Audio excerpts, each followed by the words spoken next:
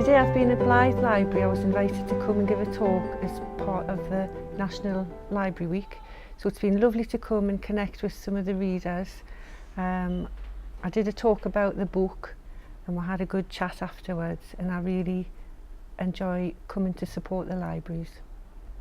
I opened a health shop. It was a bit of a fluke really. I had an antique shop and I was getting a bit bored with it, and my sister Lorraine just happened to mention that there was a health food shop closing down opposite where she was working, and over a bottle of wine we managed to talk ourselves into taking it on with no money, no experience, but we thought we could do it, and we did.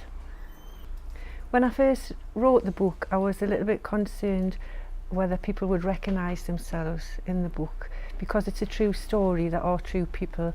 Although I've changed some of the identities and the details just to protect people, I didn't want anyone to be hurt. I don't think I've been cruel about anyone. I have taken the mickey out of people, but I've done it about myself as well. So hopefully if anyone does recognise themselves, rather than be annoyed, they'll get in touch with us. That would be really nice.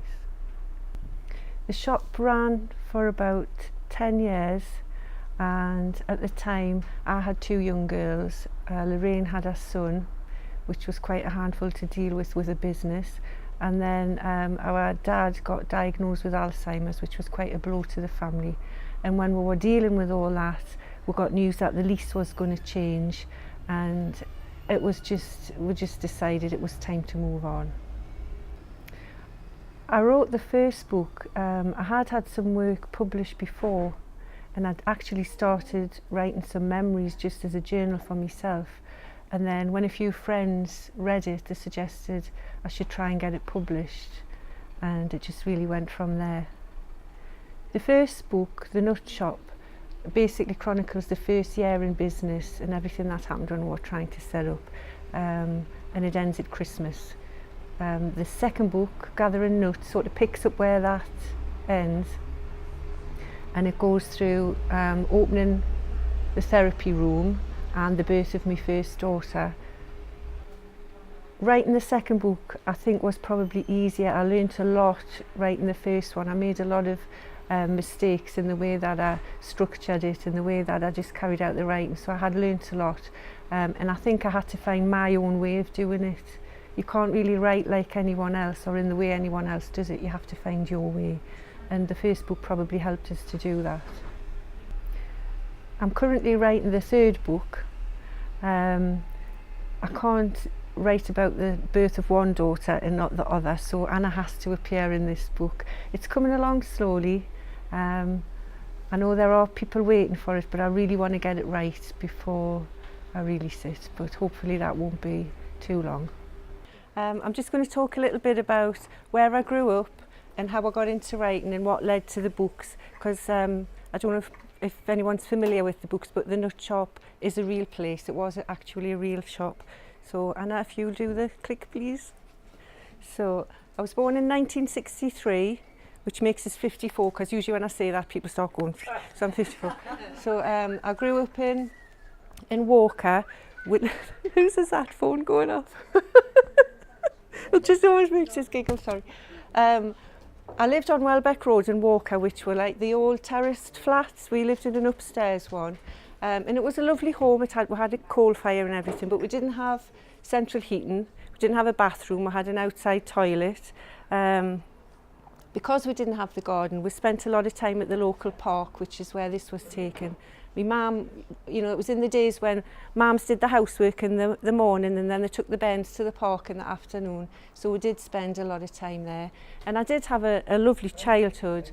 And then it got even better when I got the news that I was going to get a little brother or sister.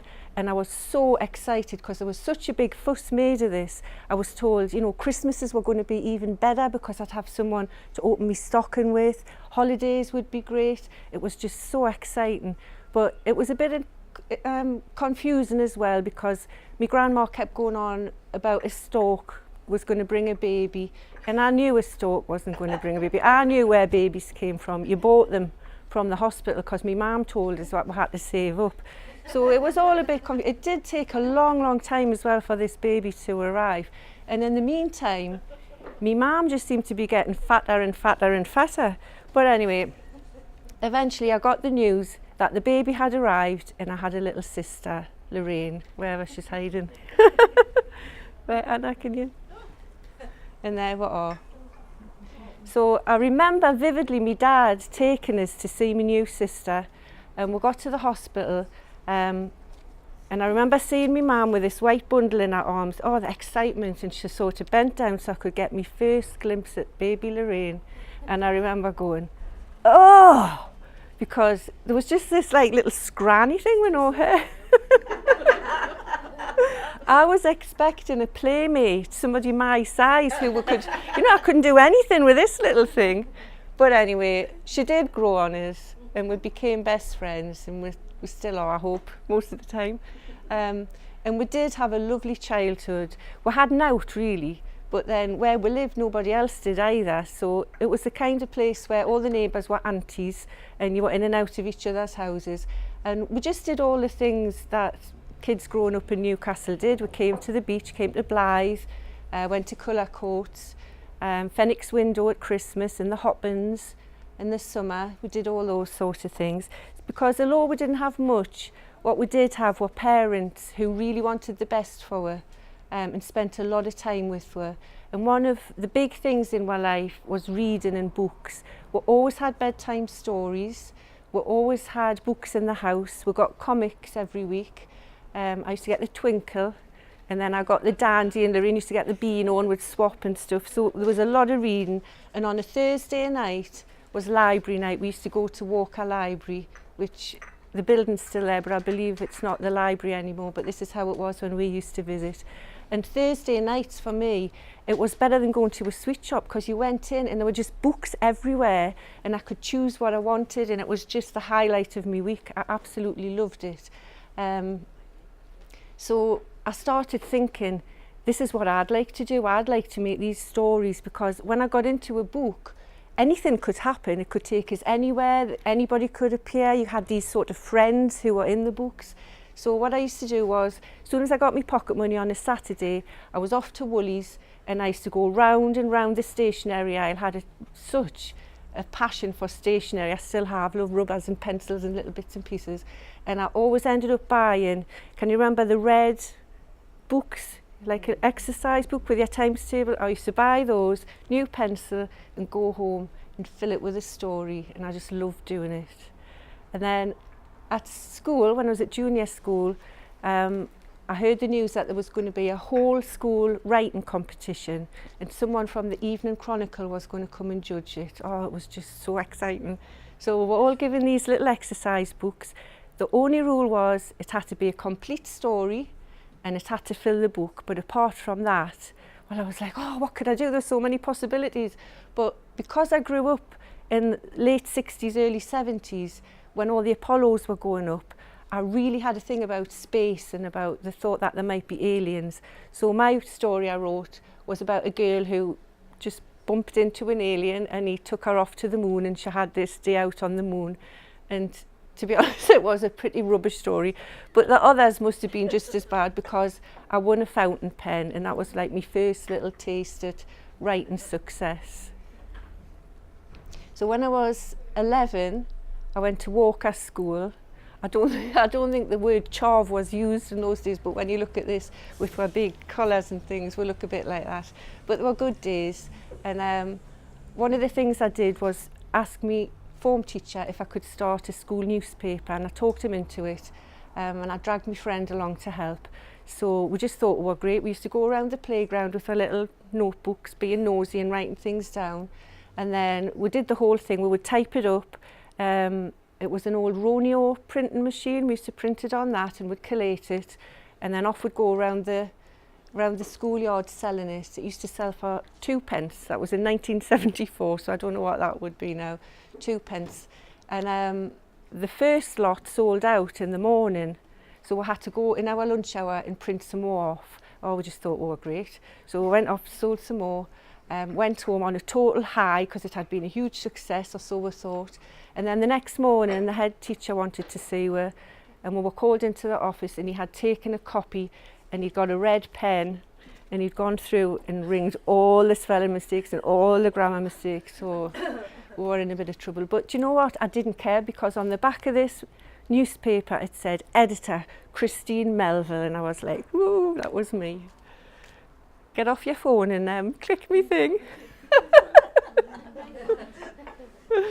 So when I left school, I did have a few different jobs. I worked in a resource centre and some shops, offices and things like that, and I could never really settle on what I wanted to do. I was still writing journals and letters, loved sending postcards and cards and things like that.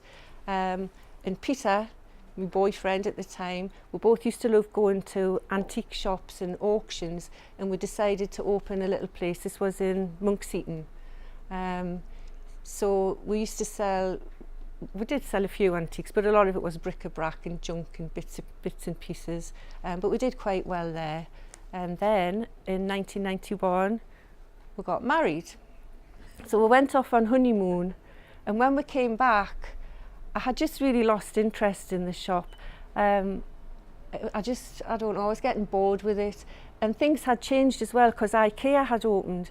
When we'd opened the shop, there was a bit of a fashion for Victorian style things and Edwardian style, so everybody wanted old things. It didn't matter what they were, as long as they were old, we could sell them. And of course people didn't want our old rubbish anymore, they were buying new rubbish from IKEA. So the fashion had just totally changed, so it was slowing down. And I just didn't know what I wanted to do. And I was having a drink with Lorraine one night, and she happened to mention that the health food shop near to where she was working at the time was up for sale. And that was it. Oh, this is my next thing, I'm going to do it. Because I'd been vegetarian for quite a while, and anything sort of hippy-dippy was just my kind of thing. So I'm not going to tell you exactly what happened, because you have to read the book. But me and Lorraine did end up taking on the shop together. So I don't have many photographs because, well, we just didn't have mobile phones then. So I do have a few that I've put on. They're not great, but I'll share them with you. This is us in the early days. You can tell we both look exhausted on there. When we opened the shop, really, we had no money, we had no idea what we were doing. Everybody thought we were crazy.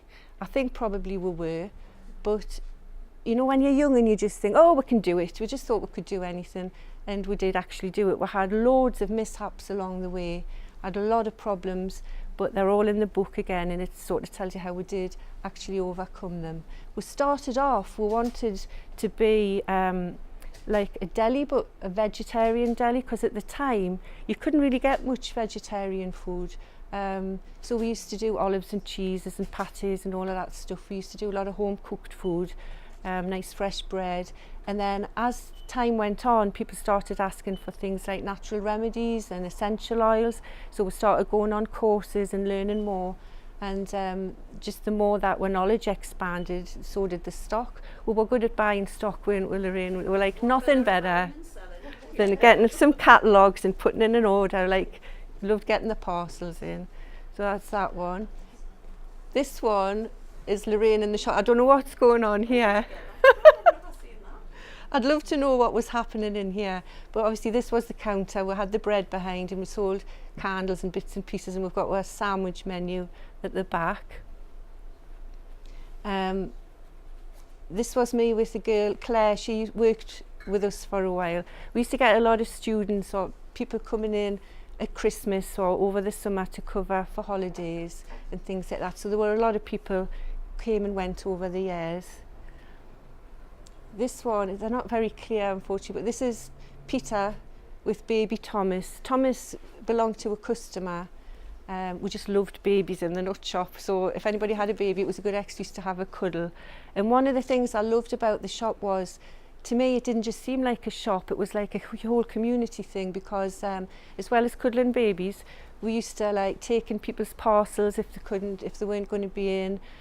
We had like a recipe swap thing going on. Sometimes people would come in to buy something and they'd end up being given a cup of tea, and they could be there all afternoon. And we even had a woman who used to leave her key so we could go around and feed her cat when she wasn't in. So it was lovely. It was just a lovely place, very, you know, very friendly, and lots of people in and out all the time. That was me with Thomas again. I was actually expecting Rose there, but I didn't know, that was my first daughter. We only had the shop about 3 months when I discovered she was on her way. So it was just a really lovely time in my life. I was working with my sister and my best friend. I had a new husband, I had a baby on the way, we had a new business. It was just a really lovely time in my life.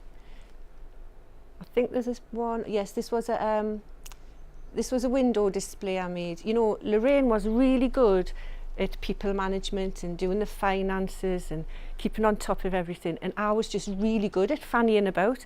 If anything needed, if we needed to design a leaflet or we needed to do a window display, that was me. So while Lorraine was like getting on with the work, I was just having a good time really.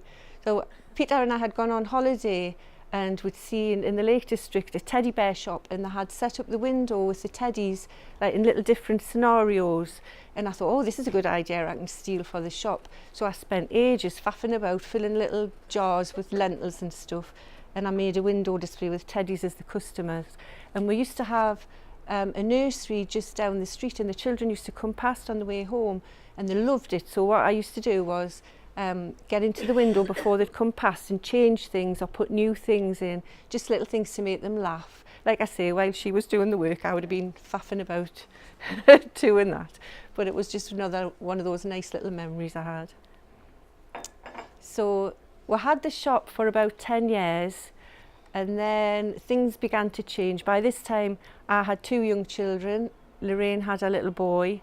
My dad was diagnosed with Alzheimer's, and it was just getting to be, it was hard going at the time. And then we got a message about the lease. The lease was going to change, and it was a time where I either had to sign on for another long time or go. The lease wasn't great, a lot of things had changed. It's very boring, so I won't go into all the details, but we decided we were going to have to go.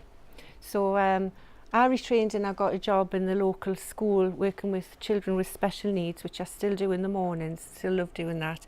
And Lorraine got a job in the library. So it was lovely because we were still both very much part of a community. And because I was working with very young children in Holywell and Lorraine was in Seaton Delaval, I could say to them, ask your mum to take you to the library, you can get loads of lovely books, and if my sister's there, she'll let you stamp her own books and everything. And then Lorraine would say, oh, so do you know Mrs. Kenworthy? And it was just another way of getting children involved with writing and reading again and just encouraging them. So it was great. So I was still doing bits of writing. Lorraine had been researching the family tree because one of our ancestors is Emily Wilding Davidson, the suffragette.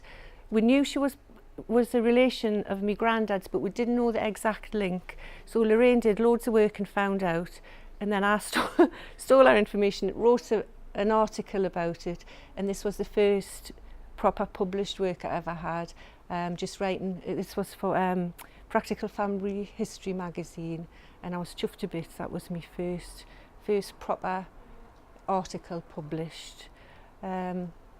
I did that, it just seemed to go on a roll after that. I did a few things. This was one about memories of the Girls' Brigade, things we had done. That was published like in a nostalgia magazine.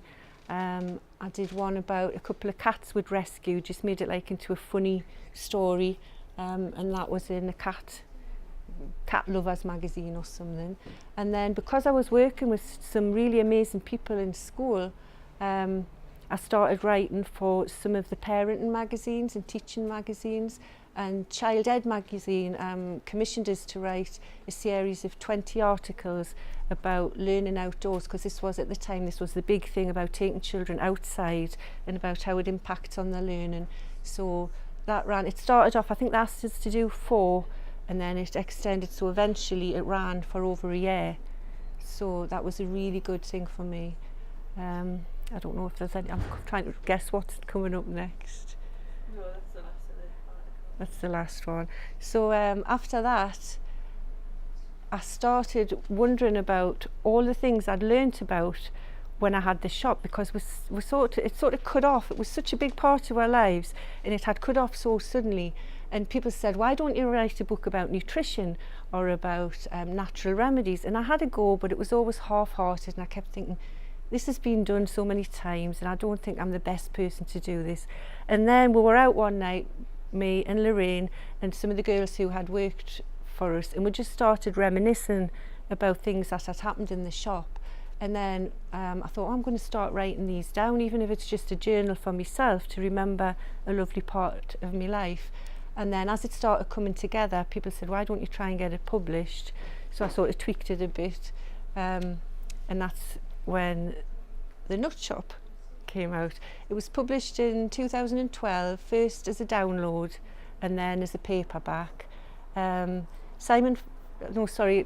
Marie Walker did this cover for us. She was an art student and she read, I didn't give her any brief or anything, she just read some of the book and I just loved what she came up with, because this is supposed to be the shop window, the shelves falling down show the chaos that we had, and then all of these little things on the shelves all link up with something that happens in a different a chapter. So it just started selling really well and I couldn't believe it. At first it was local because a lot of people remembered the shop, and it's very much about the northeast, so people recognise places in it. But then it started selling, for some reason Germany sells a lot in Germany, I don't know why, Australia, America and across Europe, so really pleased with how it went. So obviously the next thing to do was to make a sequel, and so Gathering Nuts came about. Now by this time Marie was working for an advertising company in London and she wasn't allowed to do anything outside of the company, so I was lucky to get Simon Fawcett to do this cover for me, another local artist. And I love what he did, because he took the first design and it's obviously, you know, looks like a sequel. Again, he's put all these little things in that refer to different things that happen in the story, but he's also made it his as well. It's definitely sort of his style, so that's great. I'm currently working on the third one. It's not coming together as fast as I'd hoped, but I will get there. I'm also working on a cookery book, because we did share a lot of recipes and do a lot of cooking in the shop, so that's something I would like to do, just to get the recipes out there. And I've got some short stories and things I'd like to do, so I've got lots of, you know, things in the pipeline that hopefully I'll get time to do. But I've just been really touched by the response I've had to the writing, because they're very light books, they're just very light, funny books. I know I'm never going to win awards for literature or anything like that, but the response I've had is that people have said if they've been feeling a bit down, it's lifted them and they've had a laugh, and that just means everything to us, because when I've been through bad times, I've always turned to my books and gone back to my favourites, and if you can lift someone's spirits a little bit, that's just great. So I've really loved that. I think that's the last one. Yeah, that was just some of the reviews that came in. So I'm going to read a little bit from the books. It was quite difficult to choose something to read, because if you don't know the characters and things, it can sound a bit disjointed. So what I did was I took a little bit from both books and I've sort of cobbled it together for this, and it's all about sales reps who came into the shop. The sales reps who visited the shop were a mixed bunch. Some of them were passionate about their products and took into account our customer base when they advised us on what to stock. We looked forward to their visits and we would invite them to join us for a cup of tea while we examined their free samples and put together an order. Others, however, were condescending and insincere, unwilling to listen to our requirements as they launched straight into their hard sell mode. Some were smarmy and patronising, and as Lorraine and I had a low tolerance threshold for smarmy and patronising people, they usually left the store fairly soon after they'd arrived with a good-sized flea in their ear. A lot of the male reps assumed that because we were female, we must be sales assistant working for a male. And if Peter was around, it was assumed that he was our boss. And we didn't like that, did we? No. One of the first reps to visit in our early days was an orange-tanned youth who swaggered across the shop floor and said to Lorraine, "Is the boss in, darling?" Lorraine looked at him with pity and she called to me, "There's somebody here to see you, Chris." I came out from where I'd been cleaning shelves out of view. "Yes," I said, "can I help?" I wiped my hands on my big apron. He looked me up and down and flicked back his quiff. "It's all right, love, carry on with your housework. I'm waiting for the boss." So I looked at Lorraine and we smirked at each other as we realised that he'd assumed Chris to be the male variety. So we carried on as though he wasn't there and just left him to wait for the elusive Christopher until about 15 minutes later a customer unknowingly enlightened him by greeting me by name. Well, the smugness slipped from the rep's face like wax melting down a candle as he realised his mistake, and he began to stutter his apologies as Lorraine pointed to the door and I opened it for him. Some of the reps just didn't seem to be suited to the job at all. I was alone in the shop one morning when a short tubby man dressed in a raincoat came in. He reminded me of an insect. If a human being slowly began to turn into a bee, then this man would be what the first stages of metamorphism would look like. He had sort of a yellowish fuzz on his head was round, his face was round, and so were his glasses and his eyes. He appeared to have little or no neck as his head emerged straight from the top of his raincoat. His arms and legs were short and he wore round-toed shoes, highly polished like a couple of black beetles. He stood next to the honey shelves with a fixed smile on his face.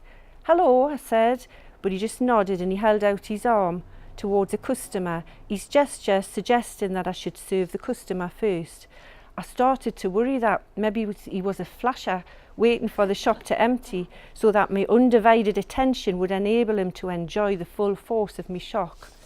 I didn't know much about men with a fondness for exposing themselves in public, but I had heard that they did it because they relished the reaction of their victim, and also that they tended to wear long raincoats, so I braced myself to be ready to be completely unresponsive. "Yes," I said when the customer had left. I narrowed my eyes and tried to look tough. "Would you like anything today?" he said. He spoke in a hesitant way, pronouncing his words carefully. "No, thank you." So he dipped his head. If he'd been wearing a cap, I think he probably would have doffed it, and he left. From then on, he'd arrive each Tuesday morning, same raincoat, same carefully placed smile. He'd wait patiently until the shop was empty, which sometimes could be quite a while. Lorraine and I became used to seeing his raincoated figure lingering, waiting. We called him Mr. Bumble because of his resemblance to a huge bee, and also because of his tendency to hover near the honey shelves. As soon as the shop emptied, he'd say, "Would you like anything today?" And then after being informed that we wouldn't, he'd buzz off.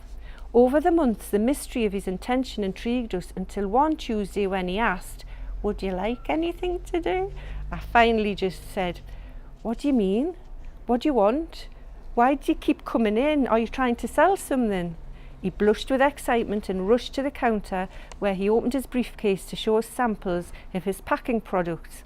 We placed a substantial order for paper bags, carrier bags, soup cups, till rolls and stickers, and he fluttered off like a bee that had got the pollen. He became one of our regular suppliers, although we never invited him to stay and drink tea with us. But 10 years later, he was still coming in to wait by the honey shelves to say, "Would you like anything today?" Another salesman who visited was so shy and unsure of himself that he would stand sweating and taking great gulps of air as he spoke to us. Bless him, he was only about 17, still with the spots of puberty on his face. He was tall and gangly with a rather large Adam's apple that bobbed about as though it was trying to escape. He represented Bishop's Herbal Remedies, a reliable country who produced a range of remedies for common ailments such as period pains, sore throats and the like. To try and put him at his ease, I would chat and joke, but his discomfort was contagious, so the more he sweated and swallowed, the higher pitched my voice would get. My words would get faster and my nervous laugh would get louder, until I just became like some sort of manic puppet from a children's television programme. So this would make him more uncomfortable, and we would enter into a spiralling cycle of sweating, swallowing, gabbling and giggling. Once he arrived at a really busy time, so I suggested that he should check the shelf for me and fill in an order sheet of what we needed. I thought it might boost his confidence, and I prepared to show delight at whatever he had ticked on his order form and thank him for being such a fantastic help. He stood at the shelf counting and recounting boxes, then he took a deep breath and returned to the counter. He consulted his order pad and he said, "I see you've got piles, flatulence and diarrhea, at which Peter immediately began to guffaw with laughter. "Well, excuse me," I said, laughing. At last, here was a joke to finally break the ice and have a bit of a chuckle about.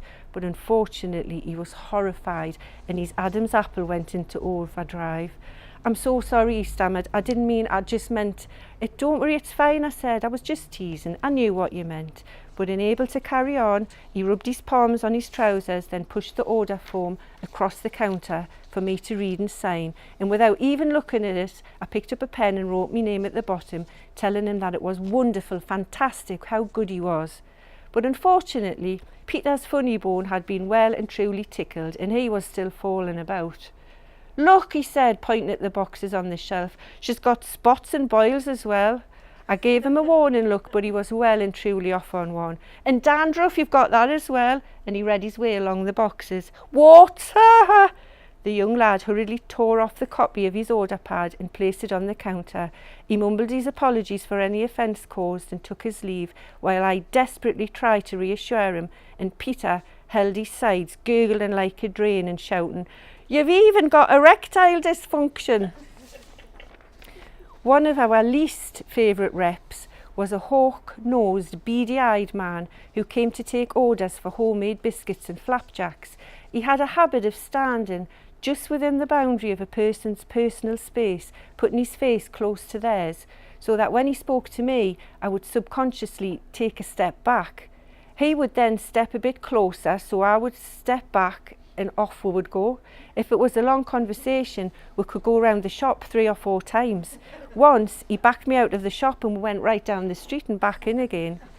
But however, the most obnoxious rep who ever entered our shop was the condom salesman, who arrived one afternoon with a box of free samples. We listened politely as he recited his sales pitch, explaining all about the importance of sexual health and the reeling off lists of figures relating to the rapid spread of AIDS, but we decided that it was not a line we wished to stock. In those early days, we were still struggling with cash flow, so we purchased carefully. "Why not?" he demanded, after we declined to place an order. He put his hands on the counter and he leaned towards my face. "Do you find the subject of sex embarrassing?" I decided the best way to deal with him would to be remain calm and not be drawn into a conversation. "Not at all," I answered, immediately turning red in the face. "We just don't wish to place an order at present." "You can leave a price list if you like," Lorraine told him. "We may get back to you in the future when we're more established." The sales rep banged his fist on the counter. "Do you realise the damage being caused by people like you?" he said. "Like me?" I said, quickly forgetting my plan to keep calm. "Yes, like you, helping the spread of AIDS. Do you know how many people are affected worldwide?" "Yes, I do actually," I shouted, "because you've just stood and told her." "Excuse me," Lorraine put in. "We don't have AIDS and we're not spreading it. We don't want an order, so thank you, goodbye." And she walked off into the kitchen and began clattering about with pots and pans. "People like you make me really angry," the rep yelled. "Call yourself a health food shop and yet you're too embarrassed to promote a product that could literally save thousands of lives." "I am not embarrassed," I shouted back at him. "This is a health food shop, so your product doesn't fit in with our criteria." "Oh, but I think it does," he said. "Our range of products are produced without undue harm to the environment, and unlike some more mainstream brands, are not tested on animals." Tested on animals? The mind boggled. "For the last time, we are not interested," I said. "Now will you please leave?" "Pathetic," he spat. "Typical middle class, let's pretend it's not happening mentality. Probably closet lesbians, the pair of you." "Right, that's it," Lorraine yelled, and she marched out of the kitchen. For a minute I thought she was going to hit him with one of her pans. "You've been asked politely and now I'm telling you. Get out, go on, sling your hook." She physically pushed him towards the door and he stumbled out, shouting accusations that we were repressed and in denial. "Bugger off," Lorraine shouted, "and take your environment-friendly Johnnies with you." And she flung his free samples into the street after him. Afterwards, she seemed quiet and I asked if she was okay. He's really upset me insulting us like that, she said. What, suggesting we're lesbians, I said. That's not an insult, that just shows his ignorance. Lorraine looked surprised. Of course not, she said. It's not that. He said we had middle class attitude. I'm not middle class. I'm working class and proud of it. Thank you.